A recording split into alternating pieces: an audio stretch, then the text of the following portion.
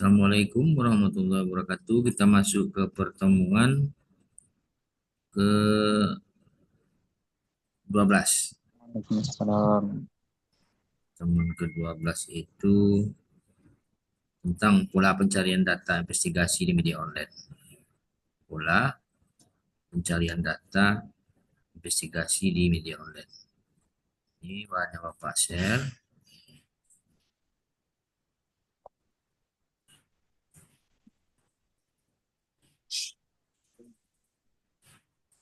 Nah, materinya ada di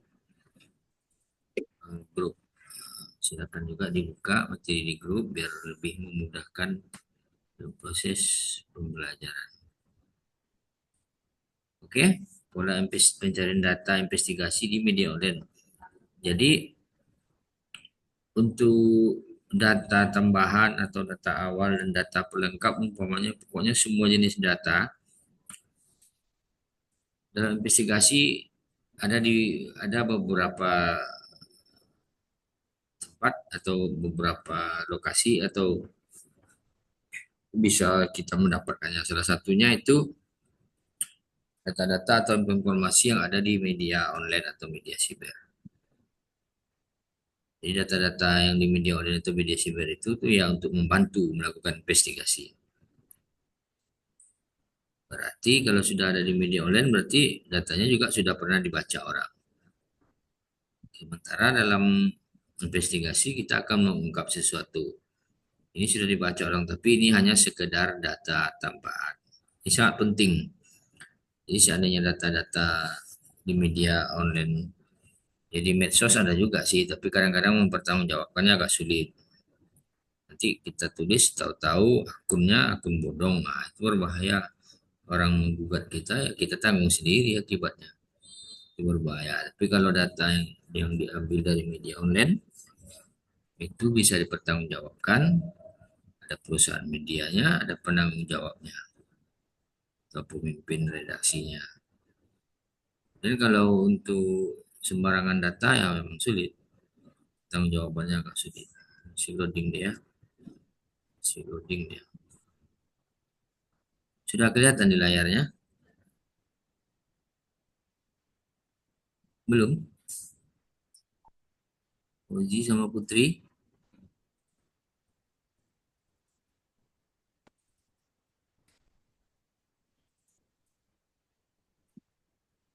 si loading.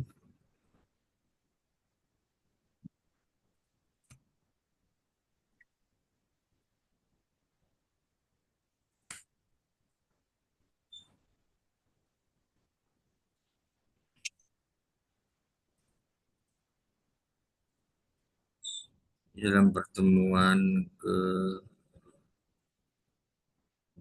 ini,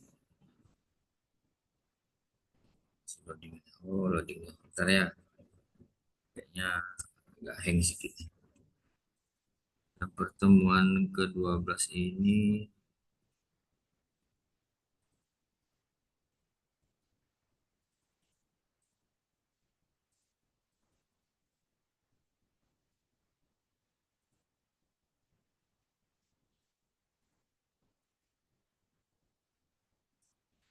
kita harus paham dulu tentang jurnalisme online atau jurnalistik online.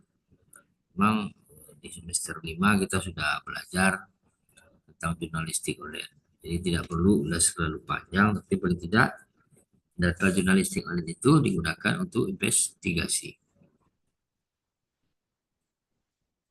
Sangat penting karena jurnalisme online merupakan bentuk kegiatan jurnalistik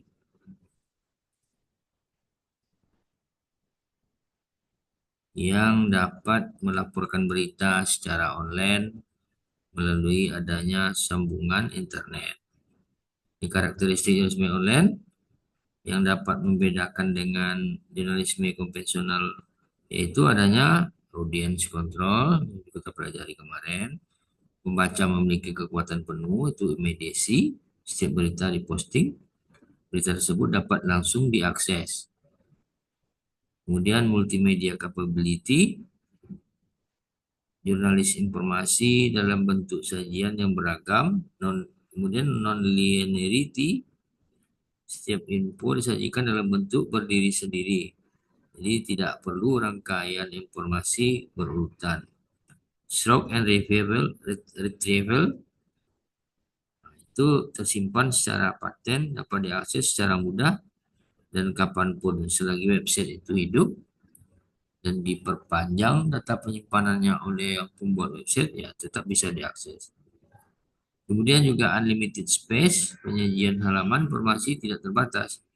Kemudian interactivity, terjadinya interaktif pembaca dengan jurnalis di kolom komentar. Itu dia.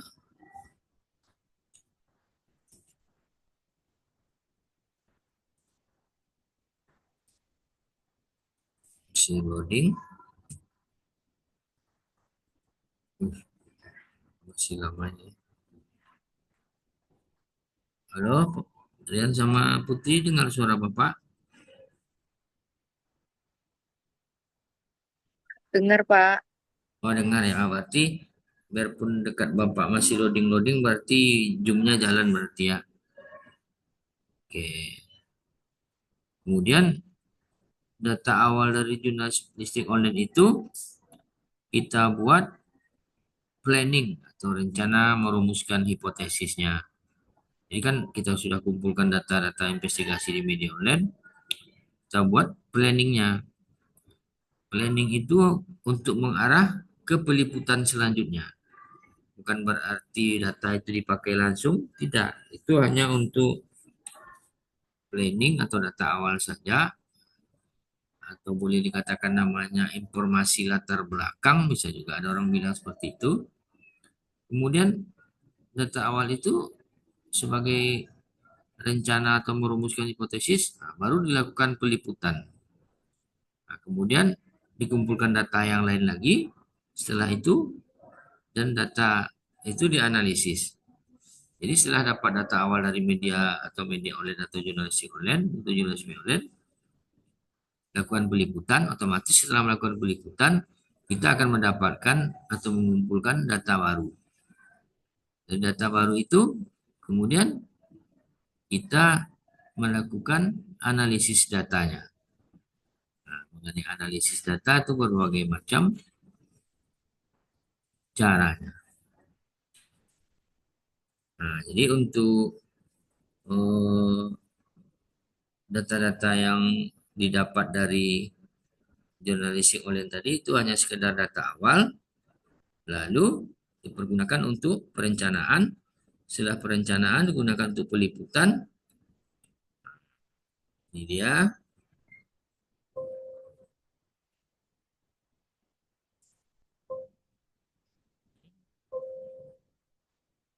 Setelah itu baru dieksekusi atau proses pelaporan atau menyajikannya, lalu share di media online, share di link atau flyer di media sosial. Jadi memang arahnya kita sudah punya data awal, melakukan perencanaan, melakukan peliputan, lalu setelah jadi atau setelah dieksekusi, ya sebaiknya di-share lagi di media online yang tempat kita memuat itu. Lalu kerja jurnalistik investigasi di media online pada dasarnya sama dengan kerja jurnalistik investigasi di media cetak. Jadi baik di media online, di media cetak itu sama. Jadi kalau media online itu ya harus di-share biar lebih banyak pembacanya. Yang membedakan hanya pada pasar pembaca di media online lebih banyak ketimbang media cetak ini. Nah, ini udah banyak penelitian menyatakan itu, tidak hanya pernyataan dari Bapak pribadi. Terlebih dalam pelaporan dilakukan pada media online, penulis dapat menambahkan konten digital yang dapat membantu menjelaskan informasi tersebut. Jadi kalau dalam media online, umpamanya wartawan untuk melakukan investigasi, dia ada video, Video-video hasil investigasi itu juga bisa langsung diselipkan atau diputarkan atau dinaikkan di media sosial, umpamanya di YouTube, di TikTok, penambahan-penambahannya yang disesuaikan dengan kategori kode etik jurnalistik sehingga dia akan menjadi produk jurnalistik.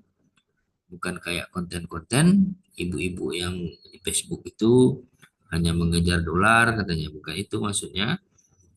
Jadi sekarang lagi ngetrend, tapi ini adalah konten-konten yang betul-betul sesuai kaidah jurnalistik. Konten-konten video yang sesuai kaidah jurnalistik yang mengikuti ketentuan yang ada, semua yang harus diikuti. Sampai di sini Putri ada yang mau ditanyakan? Jadi pola pencariannya data, investigasi di media online, data awalnya ya, nah, itu digunakan untuk melakukan perencanaan peliputan investigasi. Mengapa lebih enak mencari data awal di media online? Karena kita tinggal searching, kita hanya berduduk di depan laptop atau di depan komputer, maka data-data akan keluar banyak sekali.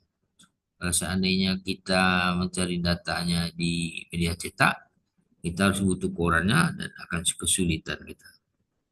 Sampai di sini Rian, Fauzi sama Putri ada yang mau ditanyakan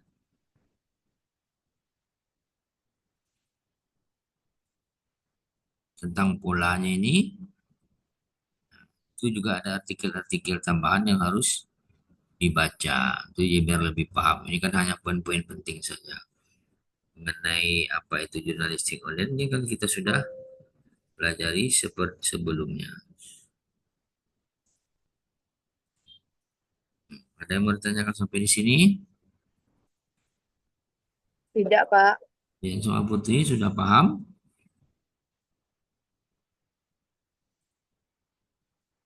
Kalau sudah paham, kita masuk ke pertemuan ke-13. Yang untuk pertemuan ke-12 itu kan ada PDF-PDF yang Bapak kirim di grup untuk penambahan pengkayaan materi ya. Silakan dibaca, itu lebih panjang, ada artikel-artikelnya. Oke, kalau begitu kita lanjut saja ke pertemuan ke-13. Di dalam pertemuan ke-13 ini judulnya peliputan investigasi, profesionalisme wartawan, investigasi dan interplay antara struktur dan agensi. Jadi di sini sebenarnya ulasan-ulasan tentang semacam luapan penilaian terhadap profesionalisme wartawan investigasi dan interplay antara struktur dan agensi. Nah, apa pula yang dimaksud dengan ini? Mari kita perhatikan. Sepertinya ada gangguan dalam proses share screen-nya. Nah, beberapa kali Bapak coba geser, dia nggak mau.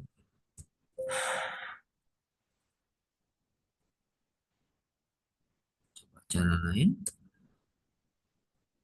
Sebelum mau, gangguan kayaknya zoom-nya. Tapi nggak apa-apa, kita lanjut aja.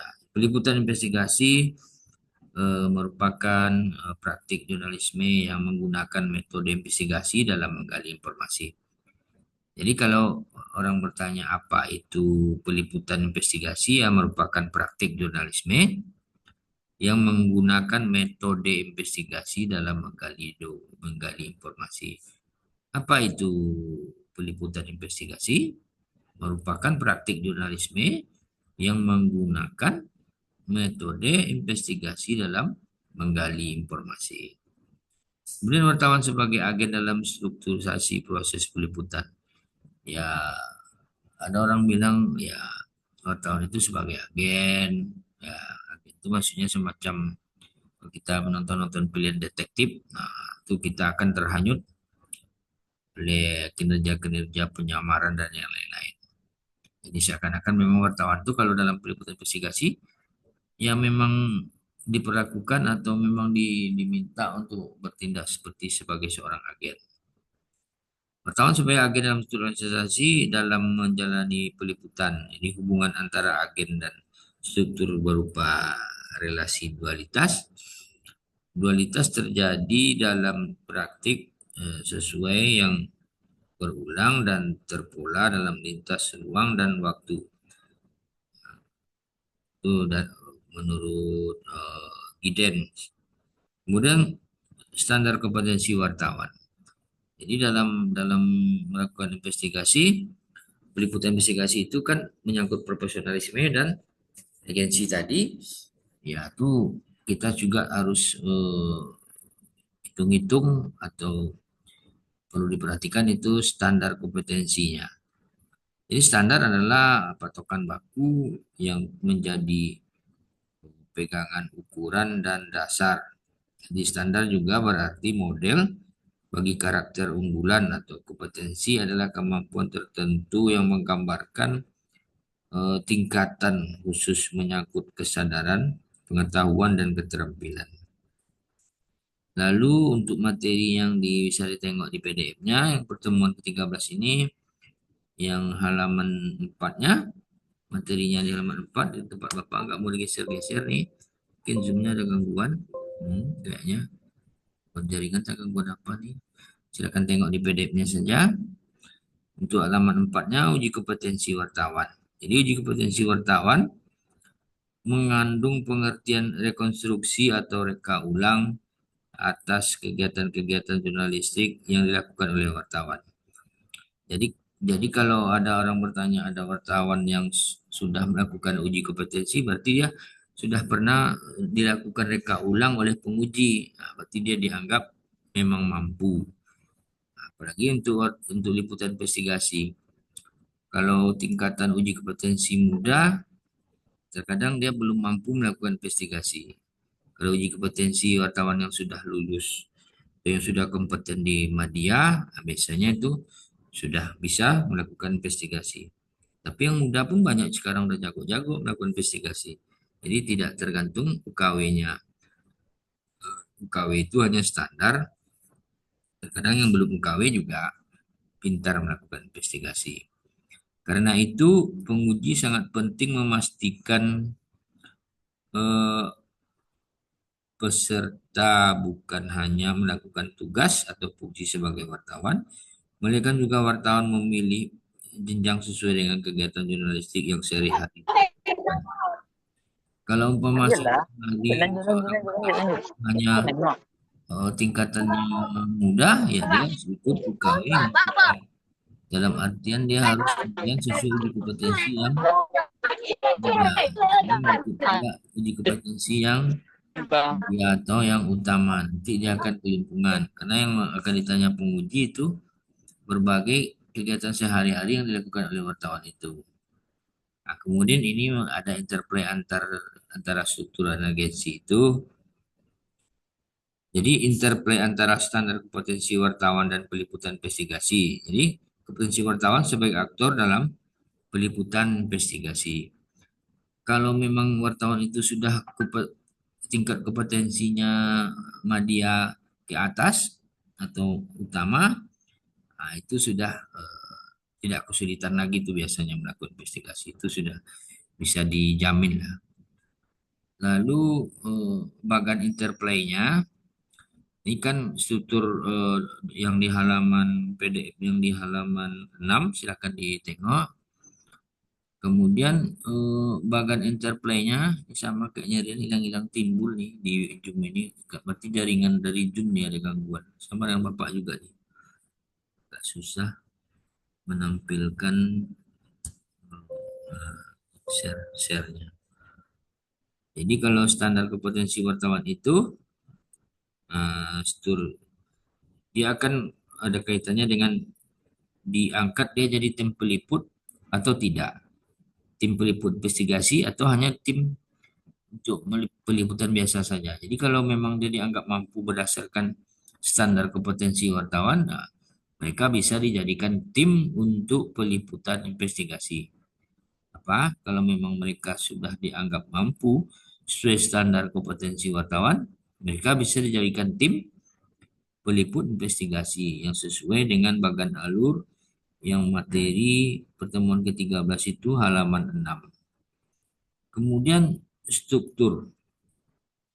Jadi dalam struktur sebuah perusahaan pers itu biasanya orang yang sudah UKW muda itu biasanya sudah ditempatkan sebagai eh, redaktur minimal, dan bisa-bisa saja koordinator liputan, macam-macam. Kemudian eh, itu yang namanya interplay antara struktur dan agensi itu maksudnya harus ada pemungkin atau batasan. Jadi di dalam struktur organisasi bisa-bisa saja kita memilah ini yang mampu untuk investigasi, ini yang tidak. Nah, jadi tim peliputan itu yang setelah dia memiliki standar kompetensi wartawan, dia akan menjadi agensi atau aktor nanti di lapangan. Jadi ini merupakan hasil penelitian yang menyatakan kalau bagan interplay itu ada kaitannya dengan struktur, standar kompetensi wartawan, tim peliput, dan nanti dia akan menjadi agensi atau aktornya. Kemudian materi di halaman 7, wartawan kompeten dalam uji kompetensi wartawan atau SKW melakukan peliputan investigasi berdasarkan pengalaman yang mumpuni. Jadi kalau dalam pelaksanaan UKW ada sejumlah persyaratan bagi wartawan berpengalaman untuk melakukan peliputan investigasi, persyaratan itu berkorelasi dengan masa kerja yang lama setingkat dengan wartawan media dan wartawan utama, seperti yang Bapak bilang tadi. Jadi pengalaman Bapak yang pernah mengikuti uji kompetensi wartawan terkadang hanya sederhana, penguji bertanya apa bedanya liputan mendalam dengan liputan investigasi. Ya, itu saja baru kadang wartawan yang diuji ini ya tidak paham, apalagi mau mendalami kan. Kemudian juga eh, dia terkadang menyuruh kita untuk mendalami sebuah pemberitaan setelah hasil rekonstruksi rapat redaksi. Kan dianggap ada sesuatu yang harus dilakukan investigasi. Kalau tidak ada pun dalam uji kompetensi diciptakan sesuatu yang harus dilakukan investigasi atau peliputan yang mendalam.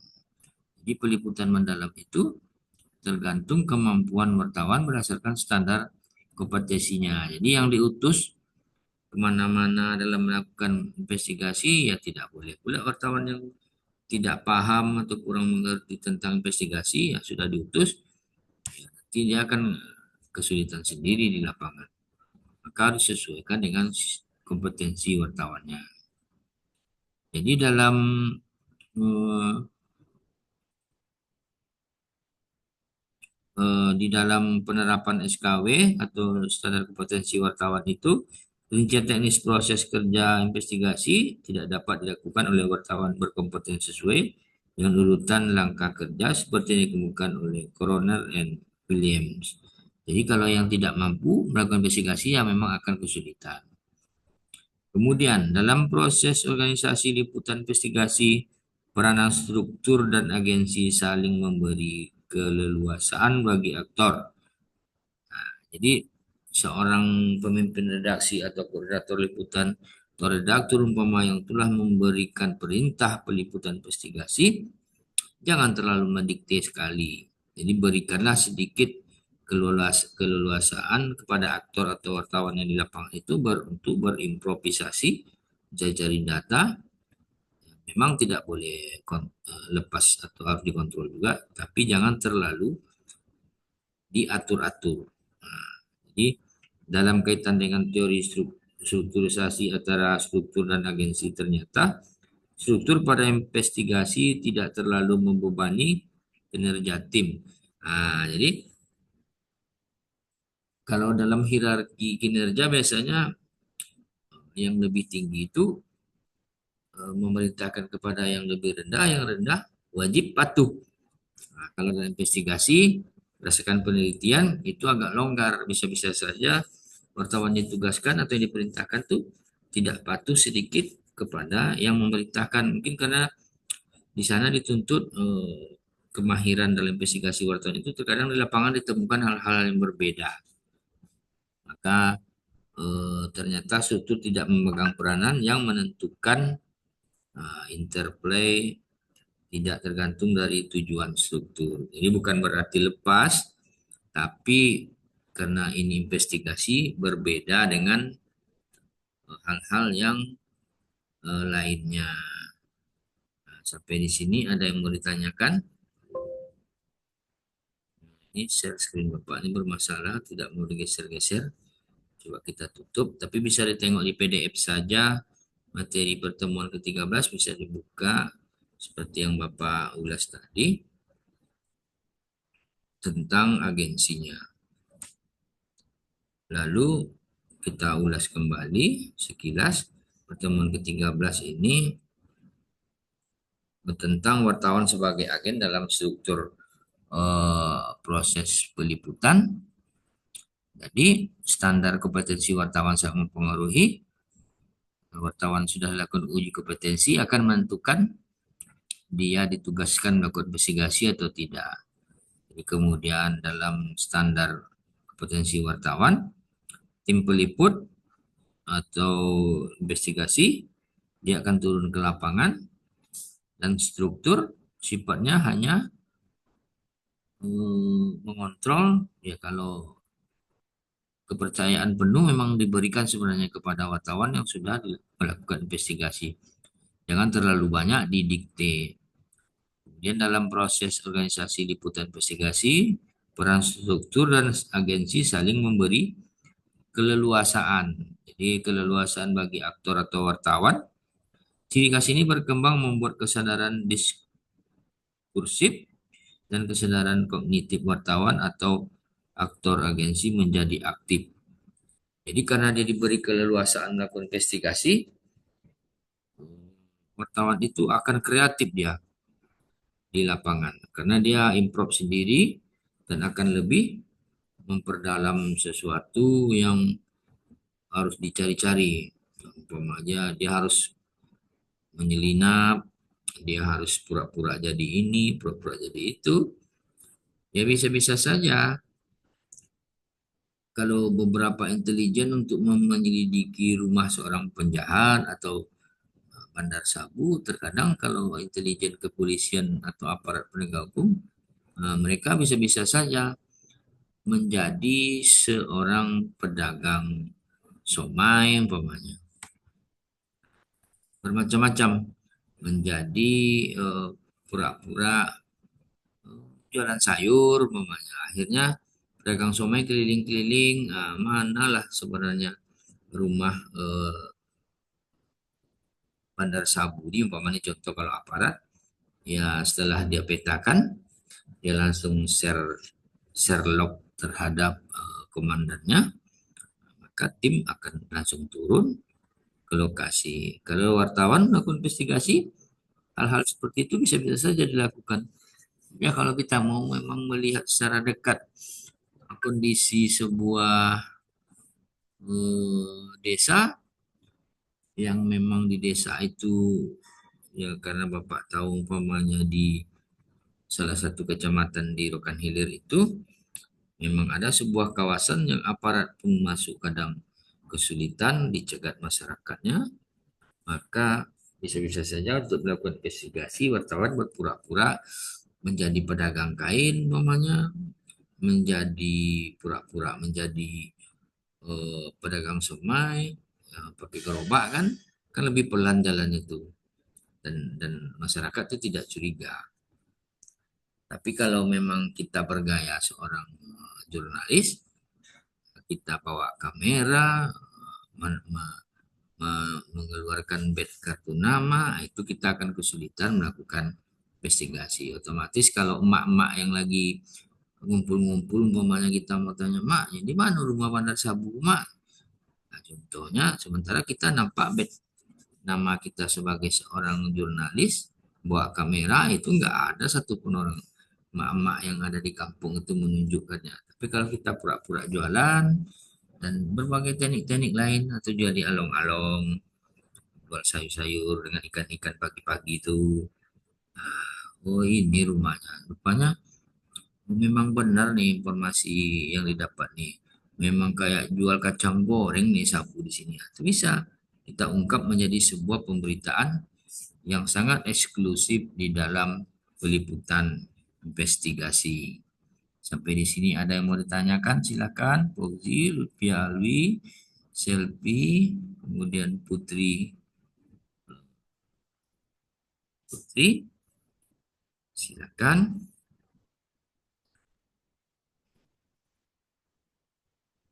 Ada yang mau ditanyakan? Kalau berkenan bisa dibuka wajahnya sebentar karena Bapak mau screennya atau memotonya biar untuk dokumen sekaligus dokumen absen gitu. Ya, kalau memang bisa, kalau enggak apa-apa juga. Karena kayak perempuan kadang nggak pakai jilbab, nah jangan pula dibuka. Karena itu tidak boleh. Sampai di sini ada yang mau tanyakan? Untuk pertemuan ke-13, waktunya tinggal 1 menit lagi. Dia rekamannya mau mati atau habis. Nanti setelah dia mati, kita berupaya habiskan pertemuan ke-14 ya. Tapi tunggu Bapak mengkonverting video Zoom-nya dulu sebentar. Nanti join lagi. Oke, Bapak standby saja di laptop. Setelah dia terconverting, silahkan join lagi. Di sini yang mau ditanyakan untuk pertemuan ke-13 ini, ada yang mau ditanyakan?